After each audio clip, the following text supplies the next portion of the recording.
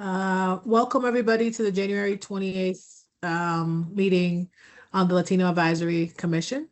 Before we begin, I have a few notes for participating in the meeting today. To participate remotely, you may log into the meeting by going to the website address listed on the meeting agenda. You can also dial in at 1-469-998-7682 and entering conference ID 295-103-186 #. We ask that remote attendees remain muted unless speaking. We also ask that folks attending in person or use the microphone when speaking to begin. All approval votes will be by roll call tonight, which will be administered when the time comes. Any members online that wish to speak on the agenda? Great. Next, I'll begin by asking David Kerr to take the roll call for the members. Okay, starting with Chair Martinez, Here. Commissioner Chiriboga, Present. Commissioner Diaz, Here. Commissioner Gonzalez, Commissioner Santiago, Commissioner Guzman. Here. Chair, we have quorum. Thank you, David. Next will be the approval of minutes from the October 29th meeting. The draft minutes were emailed to all of you, and a copy is in your meeting packet. Are there any corrections to the minutes as distributed? If there are no, If I may, Chair Martinez, through the chair. So I know Deborah isn't on and neither is Pablo, but I know probably Commissioner Guzman might not feel okay to vote on these minutes because she wasn't part of the meetings. So it's something that we can, move to another meeting to vote on the minutes, because we need at least 4 votes to pass it. So unless Commissioner Guzman feels comfortable voting yes, but just wanted to put that option out there as well. thank you, David. So we'll move to approve the minutes for the October 29th meeting and next meeting's agenda. David, can you take a roll call? Yep. Commissioner Martinez, Yes. Commissioner Chiriboga, Yes. Commissioner Diaz, Yes. Commissioner Gonzalez, Commissioner Santiago, and Commissioner Guzman. Yes. Awesome. Great. Thank you so much. Now we're going to kick off with some quick introductions. And we'll start with Commissioner Chiriboga, please. Good evening, everybody. Sorry I can't be there in person. I'm Germán Chiriboga. Happy to be here and welcome to Commissioner Guzman. Thank you. Commissioner Diaz? Good evening, Commissioner Diaz, District 4. Yeah, happy to be here. Thank you. David? Hi, everyone. My name is David Kuroa. I am the staff liaison for the Latino Commission, and I am also the Community and Government Affairs Manager in the City Manager's Office. Great. Kevin?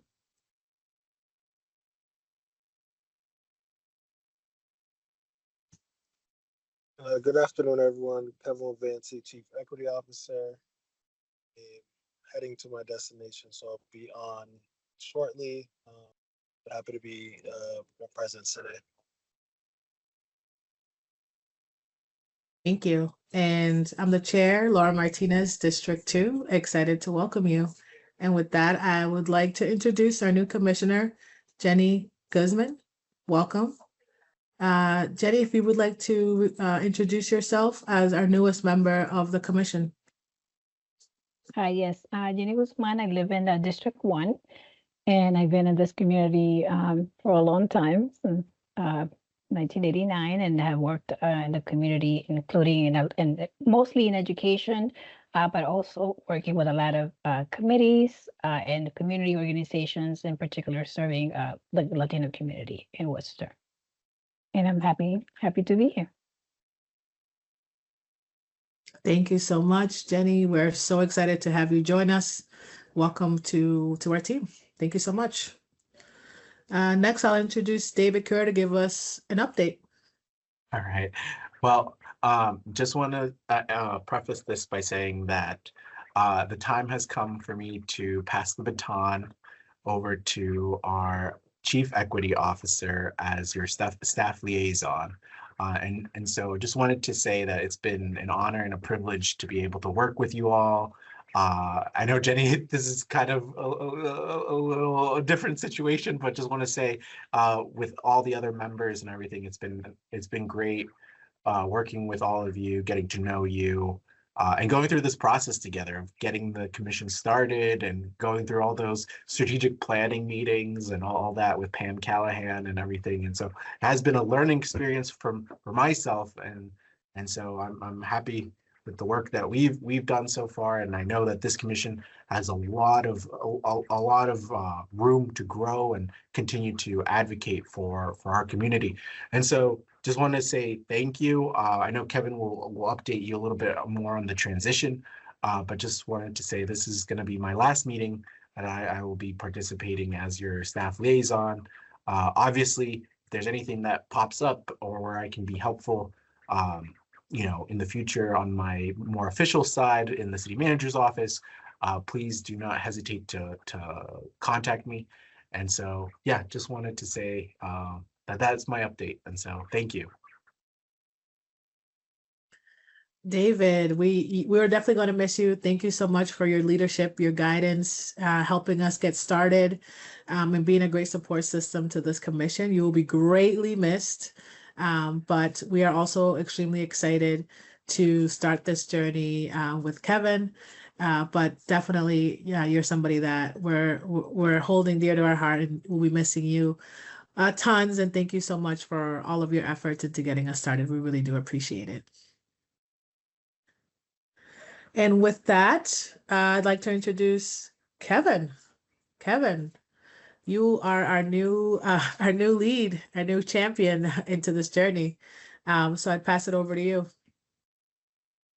Through the chair, do you mind giving me 5 minutes or so? Of course, absolutely. Thank you. Should we do a quick recess? Yeah, we could do a 5-minute recess. Let's do a 5-minute recess so that we can all get situated, and then we'll come back in 5 minutes.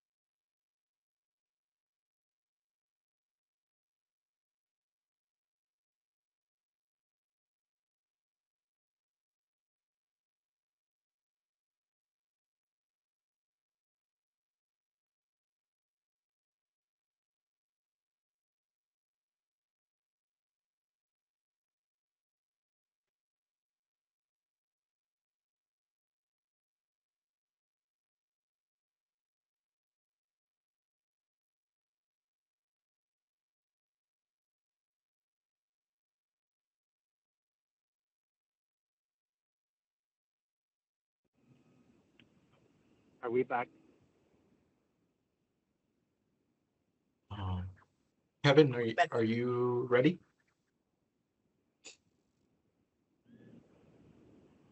Oh, there. Awesome. Can you hear me? Yes. Yes. All right. Let me put this. Awesome. Appreciate it. Thank you. Sorry about that. First and foremost, I still want to acknowledge David for helping out. For those of you that don't know, the commission does still fall under the executive office of DEI, but prior to my hire, the city manager was overseeing that. So through David, David was helping you all out. So at some point there was going to be a transition and have you join the other rest of the commissions that are under us. With that being said, part of the plan too, like you'll get me for the interim, but we're still hiring in my department. So we are hiring another staff liaison, which is going to be the human rights specialist. So I'm very big on trying to make sure that for me, I believe like the boards are all identity based. So I'm big on making sure the staff liaisons share some of that lived experience to relate to the boards and also participate in the conversation. But for myself, I'm just still going to help out and be the interim. I will rely heavily on the chair on getting things together and having conversations.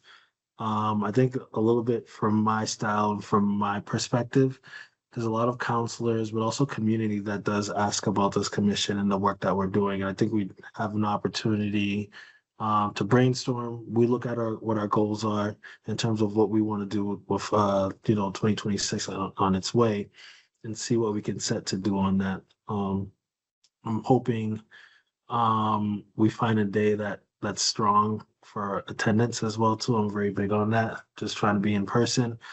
At the end of the day, like I understand that y'all volunteer, but I don't want to waste your time as well too. So just finding ways that our attendance can be better and that we're setting goals of what we want to do with the commission on that. As I said, a lot of people have been asking. I think my last meeting was with the chair and David, with the city manager and Council Ojeda, who asked about this commission and how do we partner with some of the things that he has going on, or how do we make information more accessible. Use me at your disposal, meaning that we can have other departments that we collaborate with. I know HRC has asked about joining meetings or having conversations, or what does that look like in partnership. I do want the different boards to start talking with each other as well too. There's some overlapping in projects and it doesn't have to be siloed. But I think one of our first meetings will just be us to review what our goals are. I want to feel like we're moving forward and we're being productive with that on that end. Any questions, suggestions, feedback of where the next steps are or directions or what we could possibly do?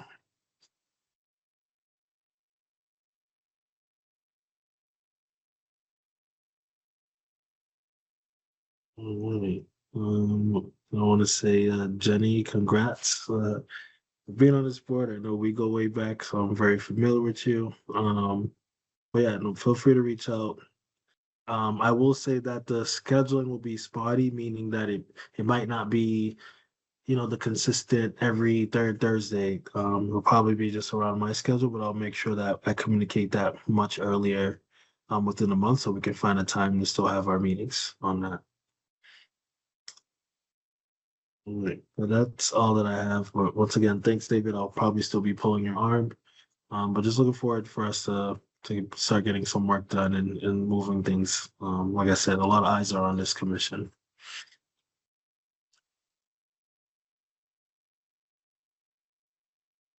Great.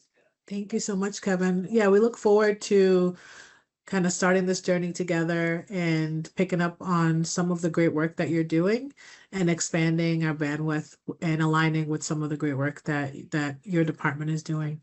And we look forward to revamping our schedule with you. So there will be some changes, but I'm sure we'll be able to figure out what that can look like and how we should proceed. So I really appreciate that. Yeah, absolutely. Kevin, are there any other updates in your department that you're looking to share today? So I guess I guess off the top of my head, so a few things so the last meeting I did a status update of what the department is doing. As you all know or have shared, that one of the first projects that I worked on is building a DEI academy for the police station. So now we're going into the second year of that academy. So they just started their academy on Tuesday, so this past Tuesday. So I've met with their training division on what will the academy look like for the second cohort of officers. I think there's an opportunity for this group to be involved. Um, in the curriculum that I created, we have community panels. And what that's designed to do is to provide them a perspective. What is the cultural approach for different marginalized communities when you are, when you're patrolling or policing, right? So when it comes to Latino culture or the community, how do you engage in a positive way? What are some of the viewpoints that officers should understand? When it comes to the Haitian community, what does that look like? The homelessness. Different communities have different approaches. It can't be a one size fit all. And my goal is to provide them that awareness. So now when they find themselves in these situations, they have lived experience of what's the best approach. So what I did last year, a few of the commissioners from different boards spoke at this. So we had AAC for accessibility, which was really eye-opening. So officers learning how to communicate with someone that utilizes a cane that is visually impaired, right? Your first instinct might be to like pull their arm, but that shocks them because they don't know what's in front of them, right? So you have to announce yourself. We had Evis's team touch on our homelessness population, right? There's a stigma that people choose to be homeless and the interactions are usually negative. We've had actually the city manager with his Latino background speak on, in terms of that culture, here are some things that you should be aware of, right? After the white population, it's the Latino population that is the second largest in the city of Worcester, right? So they should be familiar with what are the best practices or approaches when it comes to community policing around these marginalized communities. So there is an opportunity for this commission, whether it's through the chair or the vice chair, to speak with the cadets on that, and I'd coach you on like some of the talking points. So that's coming up.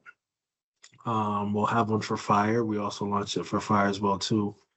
But it's a big training month. I think the biggest thing happening on March 6th is Management Academy for managers, right? For those that have responsibilities of management. So what that academy looks to do is to provide skills to equip managers to manage in 2026. So it's not just I have a title, so I'm qualified to manage. It's I'm working on my people skills. I understand we have a diverse workforce.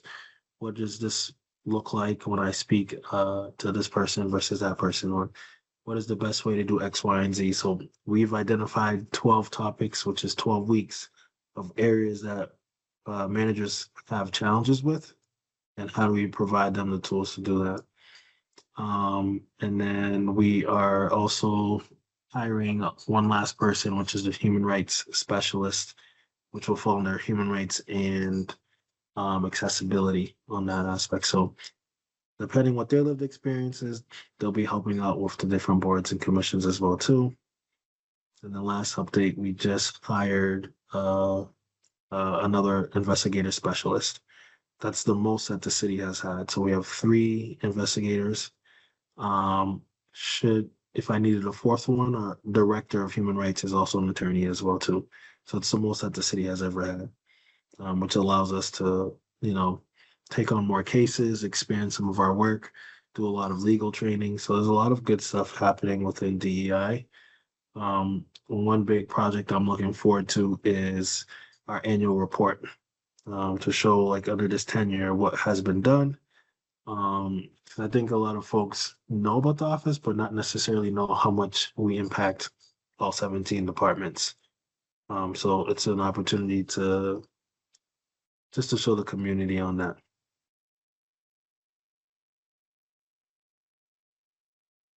Great. Thank you so much, Kevin. I really appreciate all these updates. We're definitely excited to continue the conversation.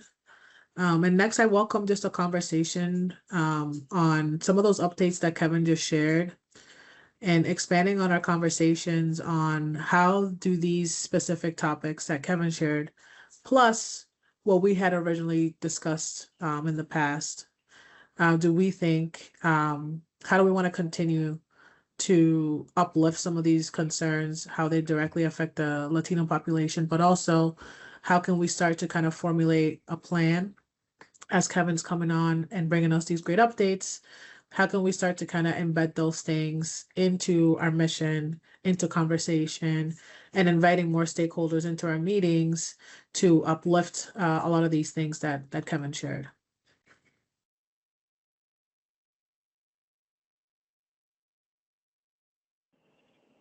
Through the chair, can I comment a couple things? Yes. Thank you. Kevin, thank you for that update. And I think I'm looking forward to the work with initiatives like the academy that you mentioned, with the police department, for example. Some of the things that I want to be cautious about how we move through these is just a reminder, even for all of us as members of the Latino community, that our community is not a monolith. So we have to be very careful about the idea of best practices in terms of cultural stuff. That reminds me a little bit of the idea of becoming culturally competent. I see that as something that is not possible for anybody, but mostly I guess I'd like to challenge to explore the idea of cultural humility, and ask a couple of questions in terms of part of the academy training for cadets, police, and whoever is involved in the academy to explore ideas of cultural humility and implicit bias instead of more of a prescriptive, this is how you have to act with Latinos, this is how you have to act with Asians, etc.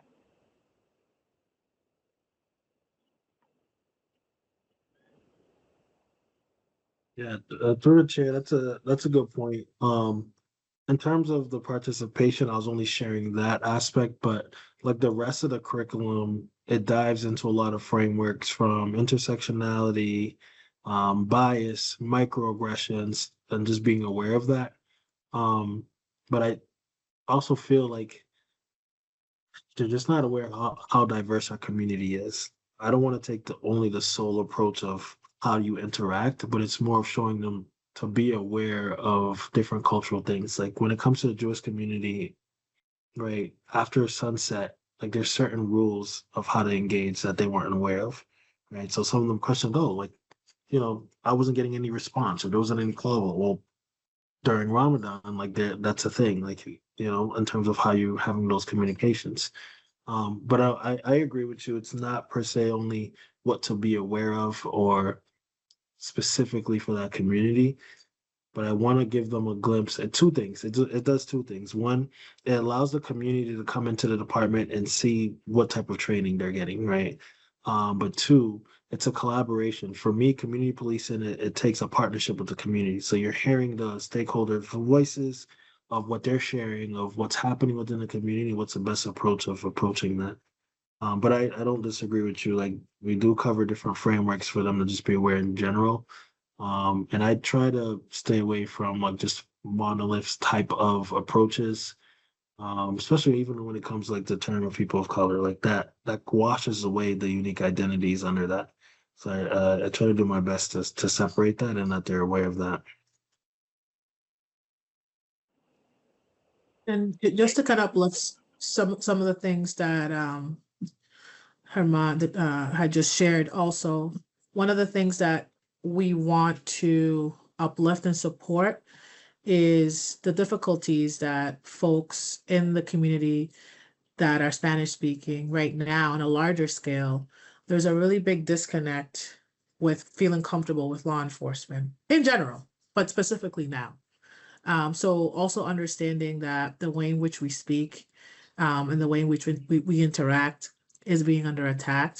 There's another layer of fear when we're interacting with law enforcement. So I'm really excited to see how this is going to include the community in this process to start peeling back the layers of this is the way that we are conducting ourselves, regardless of what's happening on a national level, right? And I really want this to be successful because I want it to be the pillar of how things should be happening, right? Which is community-based with law enforcement together. So I'm excited to see a lot of these things, but also to uplift what Herman has mentioned too, is that we want to get away from this monolithic way of kind of interacting with specific folks and just kind of bring in more of that humanity piece into having an interaction, right? So we want to get away from these are the ways in which I have to interact with you versus this is the way I should interact with a human being when such and such thing is happening. And also definitely uplifting that during this political climate, it has been very difficult for folks in the Latino community, especially Spanish speaking folks in the Latino community, to interact in general with law enforcement. So understanding that piece of it too, and allowing a little bit of grace when we're having a lot of these trainings, which I'm sure you're doing, but it's something to also keep in mind, that there's a really big fear right now. And because of that fear, there could be some drawbacks into some of the things that you're working on. And we're definitely here to support, but that is something that we need to address as well. Anybody else have anything to add when it comes to this topic? Well, not this particular topic. I was more wondering about just, you mentioned the goals, the general 2026 goals outside of this topic. I don't know if there was already some goals established or there's particular things that we're looking at. And I am excited to do the work. Like I'm sort of like the person that I want to go around and talk to the businesses and talk to the community and see so I'm just wondering like what's already in mind for other goals other than what we already know in terms of the law enforcement and the immigration, and all those, outside of that, in terms of what our community needs. I'm not sure what has already been established. I was just wondering like if there's specific things we're looking into or that you have in mind. Absolutely. Thank you so much for asking that question. When we first started having these conversations as a group, there's so many topics and so many categories that directly affect the Latino population. So how we decided to kind of break those things up was into sections. So there's a section for example, for health equity and health itself, and all of those intersections, because there's so many different moving parts when it comes to that. We also had a bucket for housing. We also had a bucket for just, educating folks of how to access resources in the community. And then we also had a bucket for housing. And the reason why we had them into these larger buckets is because we wanted to also take real time things that were happening and include them in so that we wouldn't really overwhelm a lot of the folks who were having a lot of these meetings. So far, we were able to have conversations, for example, during the big cuts to SNAP. That became a health and human services emergency that we directly addressed, had a conversation about. We had folks from health and human services come to one of our meetings and just kind of talk about resources. So that was something really, really powerful that we were able to accomplish. When it came to housing, we had some folks come in to have these conversations from the housing department in Worcester, and just kind of explain the processes and what they do and how to access resources. Again, the biggest point that we're trying to get across is how can we condense and explain to folks in our community what these departments do and how to access them. Because we know that it can be overwhelming when it comes to local government because there's so many different departments and so many different branches. So we again try to hone in on those important pieces that are really honing into our community, and how can we then provide a representative from that department to kind of talk to us in our community. So we had somebody from that department come in as well. And then at the same time, Kevin was onboarding. So it was great because that was a missing piece of this whole thing, right? We were missing that DEI specific lens of somebody who specializes in that. And Kevin has been really pivotal because he's able to not just talk about what we're doing, but what other commissions that fall under that same the same blanket are doing as well, which intersects a lot with our Latino population. So as real problems are starting to unfold, we're also trying to incorporate them in these conversations and see, okay, how does this directly affect our Latino population here in Worcester? And what are some of the things that we need to start uplifting? We've also had some community folks come in and express a lot of their resources, because we understand that we're very lucky to live in Worcester, that we have so many amazing grassroots operations that are doing the work alongside our government, right? So we've had a lot of those leaders also come in and express some of the ways in which they're assisting our community as well. We had the Worcester Public Library come in as well. So we're continuing to kind of stay on that trend. And we're also kind of sprinkling in a lot of the great work that Kevin's doing, because we want to make sure that the community is in the know of what's happening. We're trying to prevent folks from feeling like they don't know what's going on in our city, when there's actually a lot of amazing things that are happening and are in the works. And we know that we like to see results quick, and that's definitely hard, a hard task to do. But our goal in this commission is to uplift those things, which is why we're so excited to have you on here, because you could definitely assist us in spreading the word to have folks say, hey, I want to talk about this thing that's happening in my neighborhood. We don't know about it. That's why we encourage folks to dial in, call in, phone us, email us, and do that, because we'll continue to do our work on the bigger scale. But if there's an emergency happening on Vernon Hill, or an emergency happening on Chandler Street that we don't know about, it's the community that we're looking to uplift to. And yes, we do focus on Latino affairs, but we're also here to focus on the Worcester community as well. So those are some of the examples of the things that we have worked on in just a short amount of time. And I think folks don't understand that we don't meet weekly. So we've actually accomplished a lot of great conversations, a lot of dialogues, and a lot of mapping in a very short period of time. So we're definitely excited and look forward to your feedback, Jenny, and some of your things that you like to recommend too. Through the chair, can I just add something? Yes. So, thank you, Laura. One of the things that now with this new direction that we have with Kevin and Kevin's team, I'm also looking forward to having flexibility of course, because as Kevin mentioned, there will be intersection of the work with other commissions as well. This connects to your last point, Laura. And so it is. I am very interested in hearing how else can we as a commission help the work of Kevin's team, for example. That's one of the things that I feel we need to have flexibility to cooperate, especially understanding that we're a non-voting commission, like we're not like the Board of Health or something like that. We're giving advice, and that has some limitations of action. And I feel that through the partnership with other commissions and Kevin's office, we can be most effective as well in terms of having a reading. And just seconding what Laura said, it would be awesome if more community members would come or call in so that we can continue to hear the concerns. As based on the rules of the commission, we can't really have separate meetings by ourselves to expand some of these topics. So this is the official time we have to hear and discuss some of these things. So recognizing some of those limitations and the potential for collaboration with Kevin's team so that we can overcome some of those limitations.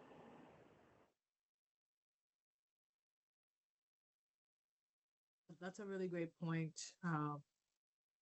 Herman. And to kind of add on to that too, Kevin, I'd be interested in also expanding a conversation on how we can do maybe a dual promotion. Maybe, you can highlight, suggestions or drop into the Latino Commission as you're doing some of your work out in the community, or as you're promoting some of the great work that you're already doing, some sort of like dual communications plan where we're kind of enticing folks to not just be more involved, but like really understand the work that we're doing, because we really need more participation from the public to continue to have really good dialogue, because that's how we know what's going on.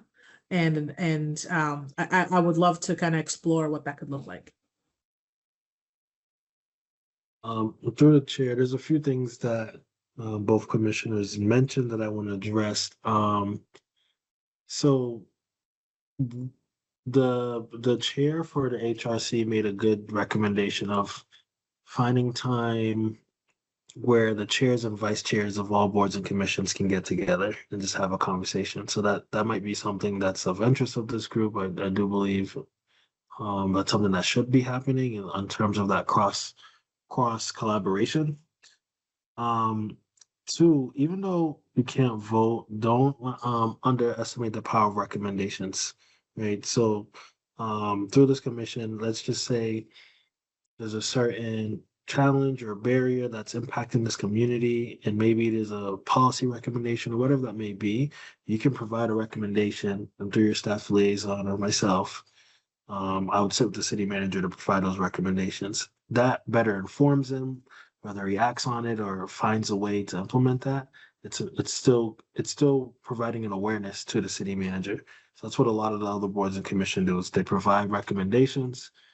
Doesn't mean they're all adopted, but it gets the conversation going at the table that needs to be. And then some get adopted and some we have other plans where they'll be adopted in the future, or there's different ways of how to address that.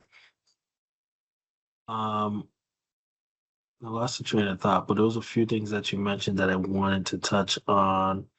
Also, like I love the fact of how many different speakers we brought in and conversations that we have. What I would encourage is what are we doing with that information now? That second part now, like we brought in all these speakers, we gathered all this information. Now it's the to do part. What are we doing with that information? We're distributing that information, making it accessible, yes. But how else are we impacting? Is part of the information is does there need to be a policy review, a training, or a gathering? How do we get folks to engage with that information outside of just making it accessible? So maybe the part of the next meeting is there from all the presentations that we gathered, like what's a project that this commission can work on together to turn that chapter um of that information that we're getting to act on it. I really like that. Thank you, Kevin. Anybody else? Any other commissioners have anything else to add?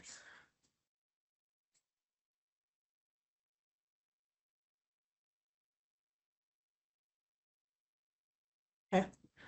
With that, we can move on.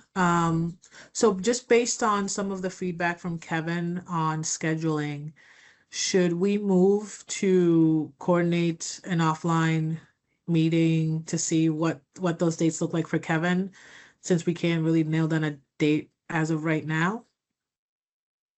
Yeah, so through the chair, what I typically do for the other boards, I always meet, uh, whether it's bi-weekly or before the meeting, I meet at least twice with the chair and the vice chair, and that's when we come together, create our agenda, but also figure out what date works, right? So we can get into that routine, and from there, that allows us to set the agenda, what things we want to discuss, and then find a time online via email, what works for everyone.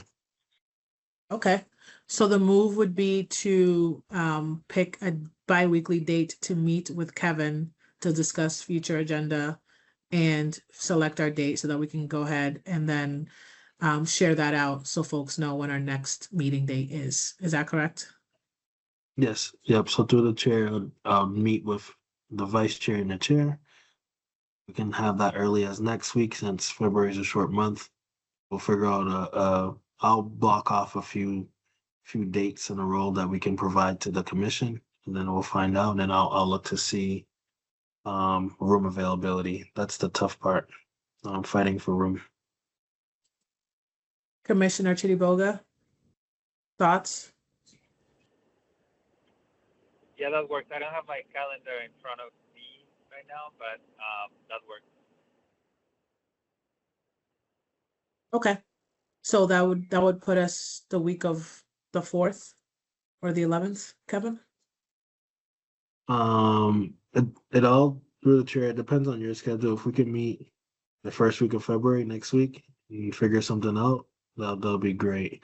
For the most part, it's since for the most part, I'm pretty flexible about squeezing meetings to accommodate for your work schedule. So whether that's in the morning, afternoon, or after work, like I'm fine with that.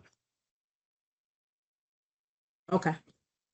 So the move would be for the chair and vice chair to find a date the first week of February to discuss our next meeting date and agenda.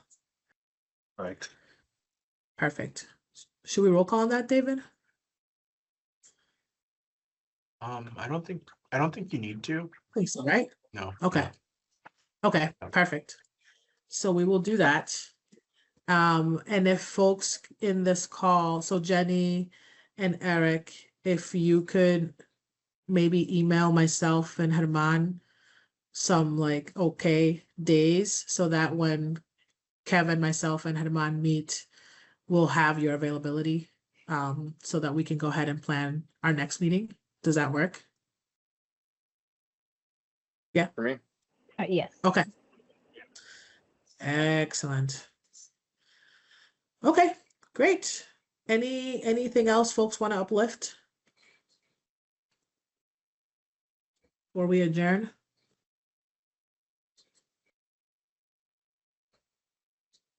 Okay.